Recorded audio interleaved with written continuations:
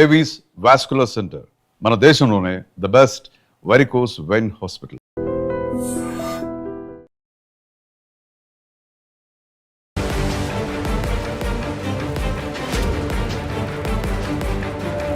నమస్కారం, welcome to iDream. నేను మీ సంగీత. ఒక్క జిల్లాలోనే 428 మంది పిల్లలకు ఎయిడ్స్ ఉన్నట్లుగా కూడా అధికారులు గుర్తించడం జరిగింది. ఇది ఎక్కడంటే బీహార్లోని సీతామఢి అనే జిల్లాలో. అక్కడ వలస కార్మికులు ఎక్కువగా ఉంటారు. అదేవిధంగా అక్కడ ఎఫైర్స్ కూడా ఎక్కువగా ఉండడం నేపథ్యంలోనే ఇలాంటి ఏదైతే ఎయిడ్స్ ఉందో, ఎయిడ్స్ బాడిన కూడా చాలా పెద్దవారు పడము, దానివల్ల పిల్లలకు అది రావడం అనేది జరుగుతుంది అని చెప్పేసి వారు అక్కడ గుర్తించారు. అయితే 428 మంది పిల్లలతో పాటు అక్కడ ఎవరైతే పెద్దవారు ఉన్నారో అందులో మొత్తం 6707 మంది పెద్దవారు. మొత్తం ఓవరాల్గా చూసుకుంటే అక్కడ 8000కు కేవలం ఆ ఏరియాలో ఉన్న సీతాగడి దాంట్లోనే 8000 మందికి ఎయిడ్స్ ఉన్నట్టుగా కూడా అధికారులు గుర్తించారు. నెలలో 40 నుంచి 80 కేసుల వరకు అక్కడ ఫైల్ అవుతున్నాయంట. అంటే బీహార్లో కంట్రోల్లో ఉంది అని చెప్పేసి అనుకున్న ఈ ఎయిడ్స్ వ్యాధి ఇప్పుడు ఎక్కువగా అక్కడే ప్రబలుతుంది. అక్కడ ఎందుకో కంట్రోల్లోకి రావట్లేదు. ఇది ఎక్కువగా వలస కార్మికుల వల్లనే ఇది ఎక్కువగా వ్యాప్తి చెందుతుంది అని చెప్పేసి వారు చాలా వరకు అన్ని కోణాల నుంచి అంచనా వేయడము, అదేవిధంగా అన్ని ఎంక్వైరీ చేయడం ఇదంతా కూడా చేశారు. అంటే ఈ లెక్కన చూసేసుకుంటే ఎక్కువగా మనము అనుకుంటూ ఉంటాం, ఈ మధ్య కాలంలో ఎక్కువ మంది సాఫ్ట్వేర్ కంపెనీస్లోని ఎయిడ్స్ ఎక్కువగా వస్తుంది, అందరూ కూడా ఎక్కువగా ఇలాంటివి చేస్తున్నారు అని చెప్పేసి మనం రీసెంట్గా కూడా విన్నాం. న్యూస్లు కూడా ఎక్కువగా వచ్చాయి. సాఫ్ట్వేర్ కంపెనీలో టాప్లో ఉంది ఎయిడ్స్ రావడం. ఎందుకంటే దానికి వాళ్ళకు వీకెండ్ పార్టీస్ కానివ్వండి, ఇలాంటి నేపథ్యంలో వారికి విచ్చలవిడిగా డ్రగ్స్ యూజ్ చేయడము, లేదు అంటే ఎవరో ఒకరితో వారు శారీరకంగా కలవడము, ఇలాంటి వల్ల ఎక్కువగా వస్తున్నాయి అని చెప్పేసి చెప్పారు.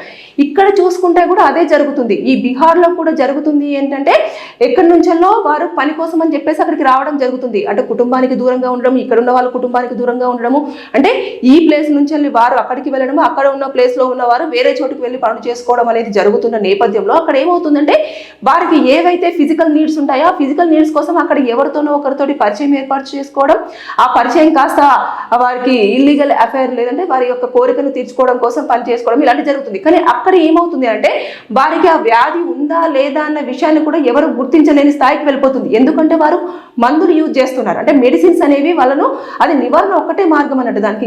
దానికి ఇప్పటి వరకు అయితే మందు వచ్చినట్టుగా కూడా లేదు. వచ్చినా కూడా అది చాలా ఎక్కువ రేట్లో ఉంది అని చెప్పేసి కూడా వినిపిస్తున్నాయి. కానీ అది ఎంతవరకు వాస్తవం అనేది మనకైతే పూర్తి స్థాయిలో తెలియదు.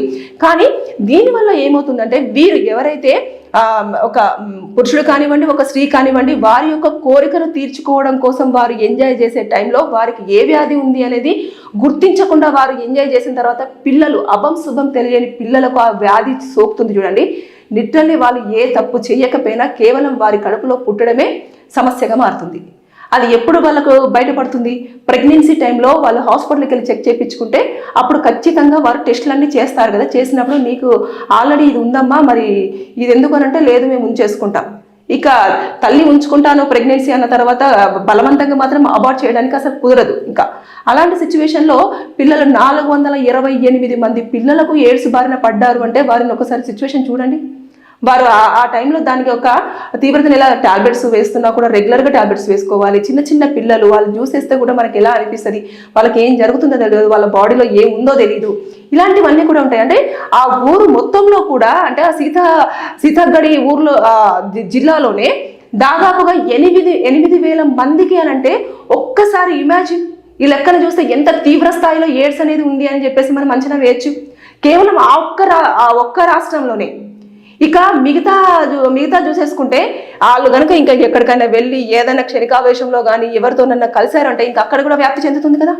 ఇలాంటివన్నీ చోటు చేసుకుంటున్నాయి. కాబట్టి దయచేసి నేను చెప్పేది ఏంటంటే ఎఫ్ఐఆర్స్ పెట్టుకునేవారు జాగ్రత్తలు పాటించకపోతే ఇలాంటి ప్రమాదాలు వస్తాయి. అంటే సింగిల్గా ఉండే వాళ్ళు ఎవరైనా సరే, లేదంటే భార్యాభర్తలకు దూరంగా ఉంటున్న వాళ్ళు ఎవరైనా సరే ఎక్కువగా అట్రాక్ట్ అవ్వడము, ఎక్కువగా ఎఫ్ఐఆర్స్ పెట్టుకోవడము, వారు ఆ టైంలో ఏదో అయిపోయింది అని చెప్పేసి ఏదో కానిచ్చేయడం, ఇలాంటివన్నీ చేయడం వల్ల ఇలాంటి ప్రమాదాలు అయితే జరుగుతూ ఉన్నాయి.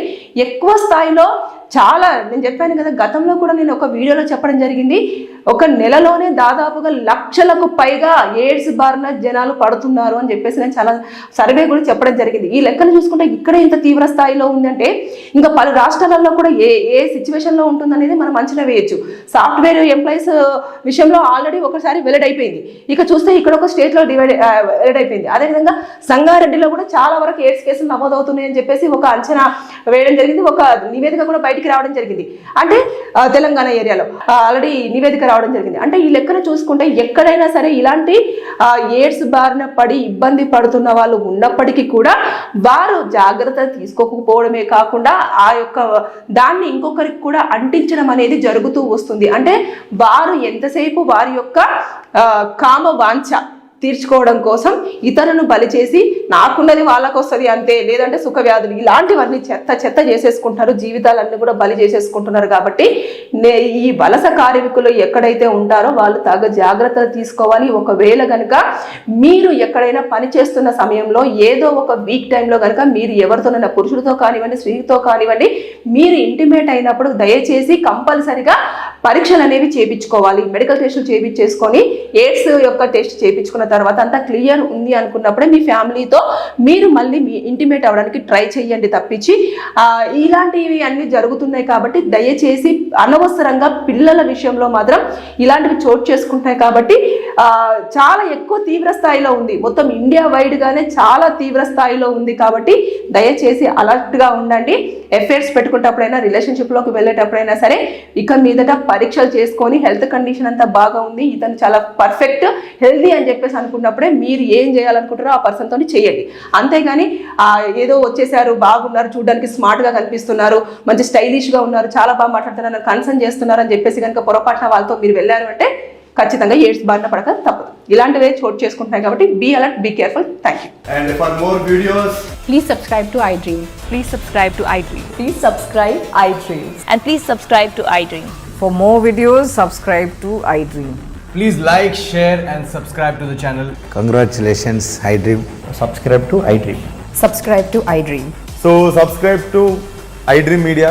iDream కి iDream టీమ్ అందరికి huge congratulations. Please subscribe iDream Media. Please subscribe to iDream.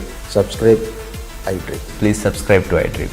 iDream అంటే నా కళల ఛానల్ను సబ్స్క్రైబ్ చేసుకున్నారు, నోరు తిరుగుతలేదు, మీరైతే గంట గుర్తు కొట్టండి. For more such videos, please subscribe to iDream.